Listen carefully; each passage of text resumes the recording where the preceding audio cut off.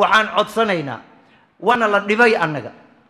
oo dib xooganaana loo geystay annagoo khayrkaa wadnay oo waxaana lagu maagay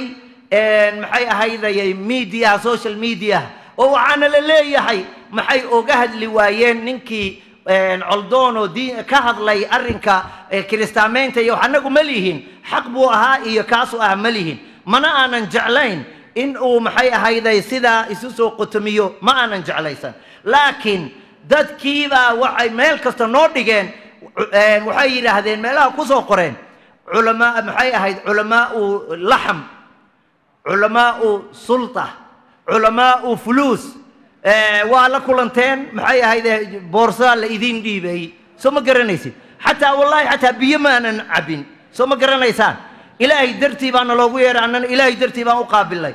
annagoo dhibkaana gaaray waxaan codsanaynaa oo madaxweynaha ka codsanaynaa in ilaahay subxaanahu watacaala dartii uu ninka diin buu qabsaday ina coldoon in la sii daayo baan codsanaynaa maxaa yeelay diin buu naga galay oo yidhi dee kiristaan baa hortaagnahayay kaasee waa la xiray ummadiina way daba gashay meel kastoon marna hargeysana waana lagu maagayey meel kastoo booramaan nimaanana waana lagu maagayey idaacadihiina waana lagu maagayaa meel kastoon maxay ahayda dhegaysanana way ka soo boodaysaa soo ma garanaysid mid baaba noogu darnaayoo na wada gaalaysiiyey oo yidhi maxay ahaydayay daaquud bay raaceen kaasuu ahaa hadda ka hor baa waxaa dhacday aniga kenyan ka imi madaxweyne waxaa noo ahaa nin kibaki la dhaho kibaki oo gaal ah wuxuu eriyey sheekh shuyuukhdii ka mid ah ayuu waddanka ka saaray oo sheekh maxamed sheekh cismaan la yidhaahdo buu eriyey wuxuu noogu soo booqday magaalada gaarisa oo NFD da taqaaneen oo gaarisa ah culimmadii baa u timi hadda madaxweynihii gaalka ahaa ee la socda way u timi waxay ku yidhaahdeen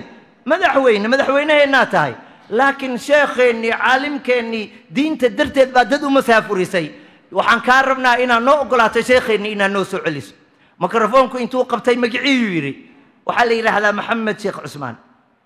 wasiirka arrimaha gudaha dowladda xukuumadda may maqlaysaan intaan gaarisa joogo waa inuu soo galo sheekhii kenya waa inuu cagaha soo dhigo isla maalintii ku xigtay sheekhii waana loo keenay waxaan madaxweynaha ka codsanaynaa in annagoo ku hadlayna magacii culummada dhibkaana na gaaray nala maagay